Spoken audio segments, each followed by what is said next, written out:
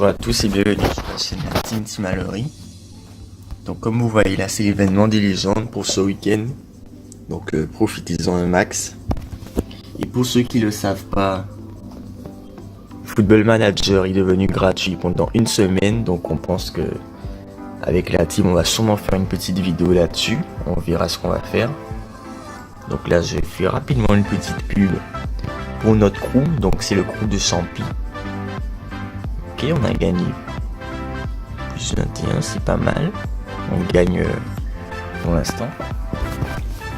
Donc n'hésitez pas à m'ajouter aussi.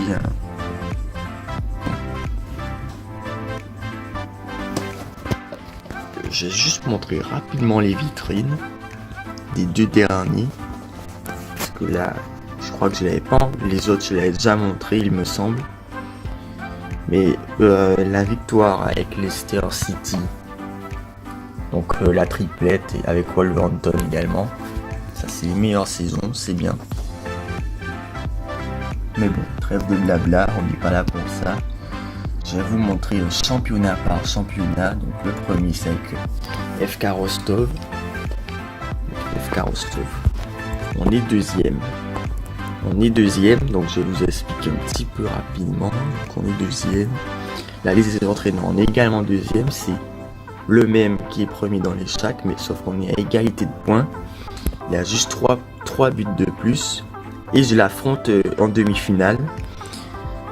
Donc je vais vous montrer rapidement qu'est-ce que je vais faire pour la demi-finale. Donc là, donc là on gagne un 0.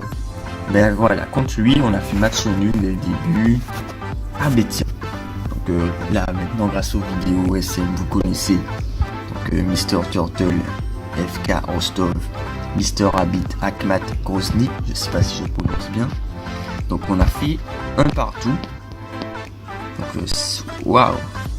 Vraiment beaucoup de blessures sur ce match. Un match qui a été plutôt disputé de part et d'autre.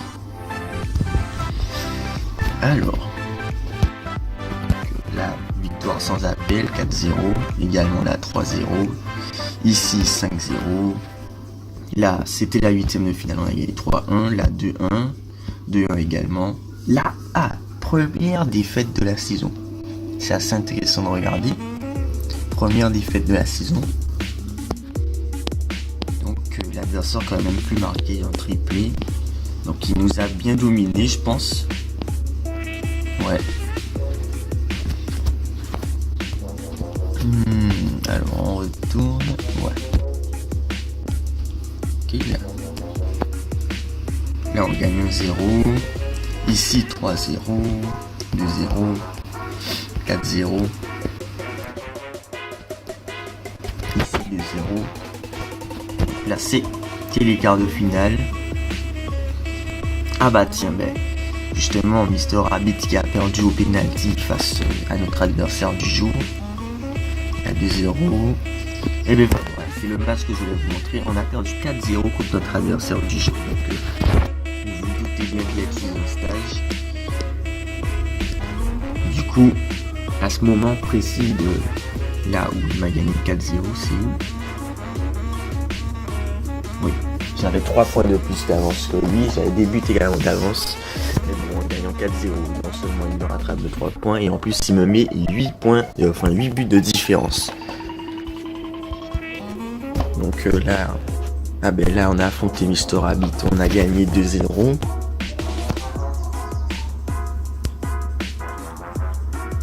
Assez intéressant. Oui, on a un petit peu dominé ce match. Il a une victoire 7-0, mais bon, c'était contre un robot, un bot. Et là, victoire 3-1. Puis aujourd'hui, l'adversaire du jour. Donc voilà, j'ai un petit peu montré un petit peu tout ce qui se passe dans ce championnat. Je vais rapidement montrer la valeur d'effectif. On est assez loin devant grâce à l'achat-revente. Je vais vous montrer rapidement un petit peu comment je procède. Donc là on me voit pas, mais ouais, voilà quoi. Je suis vraiment,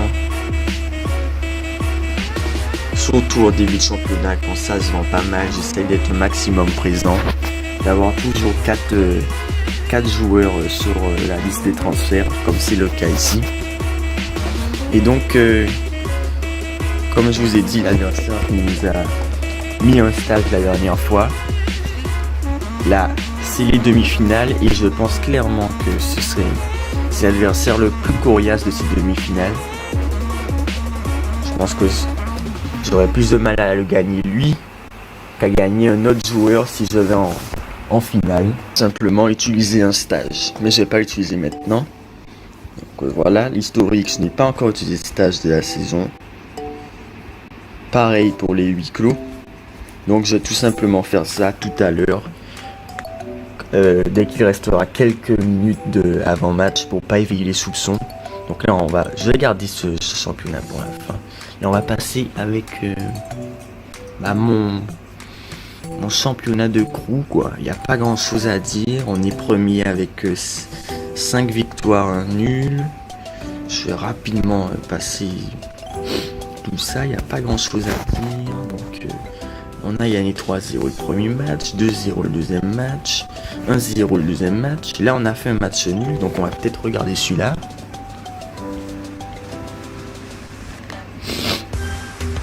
Ouais, quand même on dominait, malgré le match nul, on dominait pas mal. Là, on a gagné 2-0, là on a gagné 4-1. Ok. Moi j'aime bien le 3-3-2-2, une belle tactique que j'aime utiliser. Si je vais vous montrer, c'est d'ailleurs comme ça que... attendez, je vais vous montrer. Bon, c'est un petit peu dommage parce que j'avais fait une ancienne vidéo là-dessus. On va plutôt aller là-dessus, ça va être plus simple. Là on est en finale, vous l'avez vu. Premier match on a fait 0-0. Deuxième match on a gagné 4-0. Puis on a gagné 3-1, 1-0. Donc pour finir premier de notre poule, à 6-0. Donc on a fini premier de notre poule avec que des victoires et un nul. Puis là on a affronté le Paris Saint-Germain. C'est dommage là, parce que là tous les entraîneurs ont quitté vu qu'ils ont perdu. Mais je vous assure que c'était contre des adversaires. On a gagné 2-0, puis 2-0, donc un score cumulé de 4-0 face au Paris Saint-Germain, qui avait un entraîneur, je le rappelle, la part est 3-2 au Barcelone, donc c'était un match plutôt disputé, on va regarder ça.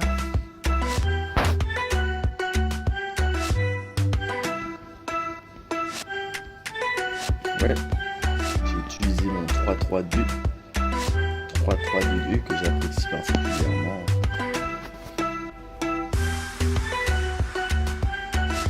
Ok. Et puis là, victoire à l'extérieur 1-0, donc on passe en... Ah voilà, là on affronte, c'est dommage, Mr Rabbit a quitté le championnat, je comprends, il a perdu.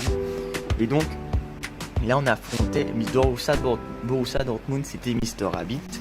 Donc normalement, Mr Rabbit va également nous faire part de sa compétition. Normalement, lui aussi, on verra aussi un petit peu son ressenti et comment il a abordé ces différents matchs. Donc voilà, toujours avec mon 3-3-2-2. Donc on peut voir que j'aurais quand même un petit peu plus de position de tir, mais le score il restait tout de même de 1-0. Donc j'explique un petit peu comment j'ai abordé ce match. Donc, de la demi-finale match aller. Comme vous pouvez le voir, en gardien j'avais Alex Meret, j'avais du Shadi, du Haaland, du Bruno Fernandes, du Paco Alcacer, Saka, Moutinho, Koulibaly. Et donc là je vais vous montrer mon effectif en fait. Et donc pour ce match là j'ai dû reposer Rashford, j'ai dû reposer quelques milieux, j'ai dû reposer Gini, mon gardien, Guillermo Ochoa. Donc là c'était un petit peu un match où je retourne dessus. Ce match de demi-finale année où je m'attendais pas vraiment à grand chose puisque j'ai dû faire tourner pas mal de joueurs de mon effectif parce que faut savoir que juste avant j'avais pas tourné un max, donc ils étaient un petit peu tous fatigués, enfin pas tous mais il y en avait pas mal qui étaient fatigués, donc j'ai dû les reposer, surtout que j'étais à l'extérieur. Donc on perd 1-0 sur ce match, mais au moins je savais que pour le match retour tous mes joueurs seraient à grande disposition. Donc j'ai abordé le match retour plutôt sereinement, même avec une défaite 1-0. Et on peut voir que malgré le score est un petit peu trompeur de 3-0. Parce qu'il a vraiment été disputé ce match. Donc on peut voir que malheureusement pour Mr. Rabbit, Aubameyang a une rupture des ischio-jambiers. Puis il y a Chadli qui marque pour nous, donc on est vraiment content. Et donc ça finit en 1 partout en score cumulé. Et puis du coup on est obligé d'aller en prolongation. Et puis en prolongation, Ayou, qui est rentré à la place de Chadli, a pu faire la différence pour nous. Donc voilà, homme du match. Donc, on a eu aussi beaucoup d'efficacité. Il a eu plus de tirs que nous. Il a eu 50% de possession. Donc le match aurait pu tourner pour lui comme pour moi. Et heureusement pour moi, ça a tourné pour moi. Donc là, pour la finale, je pense que je vais jouer mon 3-3-2-2 que j'apprécie. Et comme vous pouvez le voir, je n'ai pas utilisé un seul stage, donc une finale oblige. Je pense que je vais utiliser ce stage pour la finale.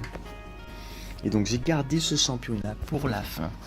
J'ai gardé ce dernier championnat pour la fin, car c'est un championnat qui, je trouve, c'est le championnat peut-être qui est le plus relevé. Donc je suis seulement 6ème. Et mince alors. Comme vous pouvez le voir, il y a énormément je crois que toutes les équipes en fait ont ouais c'est ça, toutes les équipes ont un entraîneur. Donc, c'est un championnat très très relevé. Oui. Je vais vous montrer également dans ma valeur d'effectif. Je suis 8ème.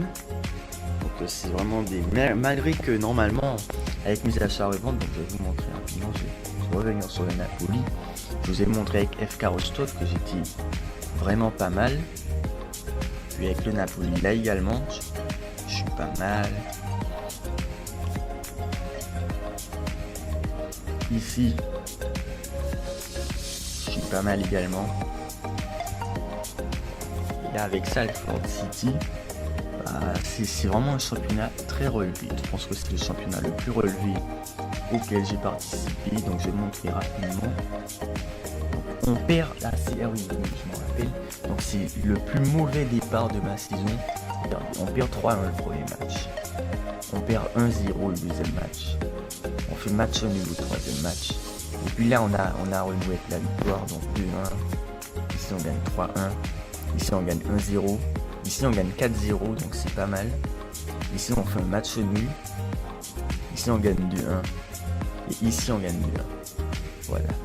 Bon, je veux pas que la vidéo soit trop longue, surtout que normalement il y a la partie de Mister. Je vais également vous parler du championnat de FK Rostov, comment j'ai avancé par la suite, et également avec mon combat de coup, et aussi avec Salford City bien sûr. Allez, n'hésitez pas à vous abonner, à lâcher un like, un commentaire, à regarder nos banquerolles. Si vous n'êtes pas inscrit sur Betclic, inscrivez-vous avec notre code promo, ça nous ferait plaisir. Et à la prochaine pour une prochaine vidéo. Et je vous annonce qu'on va bientôt mettre en place des 11 de légende pour chaque Mister. Chaque Mister va donner son 11 de légende. Donc restez connectés, ça va être du lourd. Allez, ciao. Bonjour à tous, c'est Mr. Fox. Aujourd'hui, je vais donner un peu mes ressentis pour le jeu OSM, une application gratuite, la gestion du football, enfin la gestion des clubs de foot. Donc, pour ma part, là, un championnat assez homogène en termes de qualité d'équipe. Donc, on peut le voir en l'emplacement. Le premier, c'est Villarreal, deuxième, troisième, Real Sociedad. 4e Barça et le 5e moi qui est Séville. Donc les 5 équipes se tiennent dans 5 points d'écart. Donc pour ma part, on peut le voir par rapport à la forme du moment. Donc dans les 5 derniers matchs, j'ai 2 victoires et 3 défaites. Et une sèche défaite récemment face au Barça 4-0. On peut le voir ici, j'ai perdu 4-0. Donc je peux expliquer cela par rapport à la faiblesse d'effectifs. C'est vrai que j'ai accentué mon banc, mais en termes de qualité, c'est pas vraiment l'idéal. On peut voir que par rapport à la qualité d'effectif, la valeur d'effectif, je suis 5e avec 311 millions par rapport au premier qui est de 569 millions. Donc on voit vraiment que j'ai pas beaucoup de qualité intrinsèque dans mon équipe, même si je possède de bons joueurs et des joueurs potentiels comme Mbappé, Sané, Ndindi, Koundé, entre autres. Mais j'explique cela par une mauvaise gestion des car mon emploi du temps ne permet pas d'effectuer des entraînements réguliers, qui fait que mes joueurs n'ont pas vraiment eu la progression qui devrait être. Donc voilà. Donc au niveau de la tactique, ben moi, dès que j'ai commencé à jouer au SM, j'emploie une seule tactique que j'ai jamais lâchée.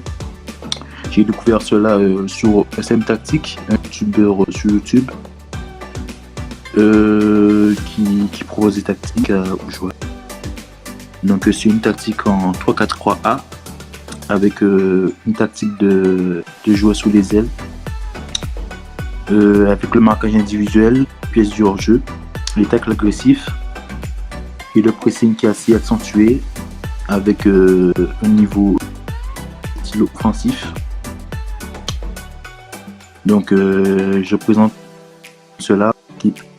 Mon équipe 1, on va dire que c'est composé de Kepa, Aki derrière avec Kalidou Koulibaly et le jeune Koundé derrière. Ensuite, j'ai deux milieux qui sont Fabinho et deux milieux pistons qui à droite c'est Zaniolo et à gauche c'est Castrovilli. Et devant j'ai tout simplement le roi Sané, Kylian Mbappé en pointe et Christian Pulisic à droite.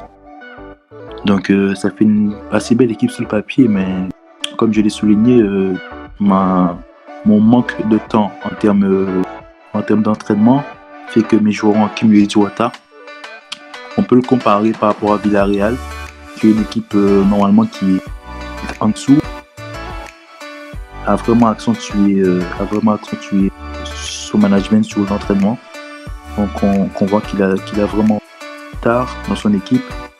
Du coup, même si je possède une position, on va dire, prometteuse, mes entraînements qui sont pas assez suffisants font que dans les grandes rencontres, on va dire, je perds un peu. Parce que j'ai bien commencé la saison, j'avais une belle pique de forme, j'étais premier jusqu'à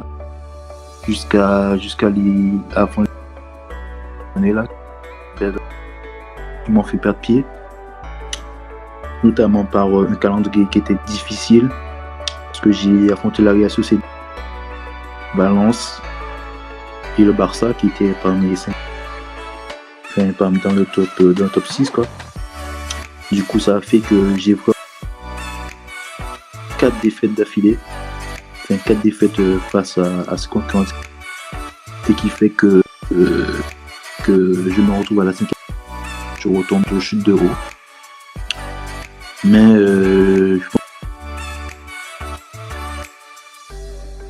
que le côté développement de l'effectif, d'acheter des joueurs jeunes, de les faire progresser assez rapidement, voire ne pas être largué au classement.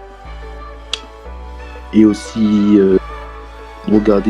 gérer l'horreur. Je gère pas aussi les arbitres. Puisque par exemple ici, par exemple là c'était un arbitre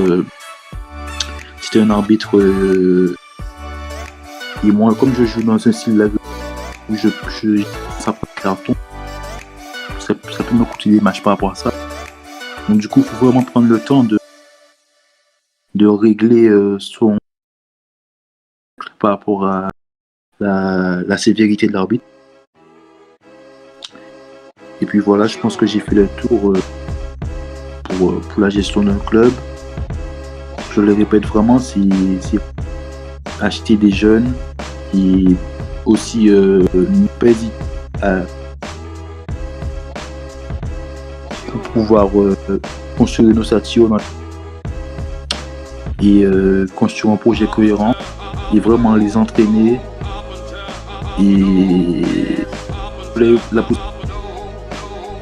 ça les permet beaucoup. Mais comme moi je suis un joueur qui appelle beaucoup de buteur, donc on le voit ici, acheter un joueur c'est 15 tokens. Si je fais, là je vais pas le faire parce que mais si on fait recruter le joueur, il faut 15 tokens pour pouvoir recruter le joueur. Et si on veut accéder le retour du recruteur, il faut encore 15 tokens, donc ça fait 30 déjà pour un seul joueur, donc ça fait beaucoup. Et comme moi j'arrive pas à vraiment gérer, ça fait que j'ai plus beaucoup de tokens. Du coup, et en fait j'ai plus de tokens pour pouvoir faire progresser mes joueurs, donc ça rend donc, je pense que c'est vraiment ça qui m'a aidé dans ce championnat. Mais bon, après, je pense que apprendre à pouvoir faire mieux dans les. Mais je suis quand même dans le 4e, je suis pas loin. Comme il manque une dizaine de matchs, je peux atteindre mon objectif. Tout en sachant que j'ai déjà affronté le joueur. Donc voilà, carrière. Donc tenez en compte de mes conseils et de mes erreurs aussi, pouvoir pas reproduire les mêmes, pouvoir être un bon joueur OSM. Donc voilà, je vous remercie à tous et on va bientôt pour de prochaines vidéos.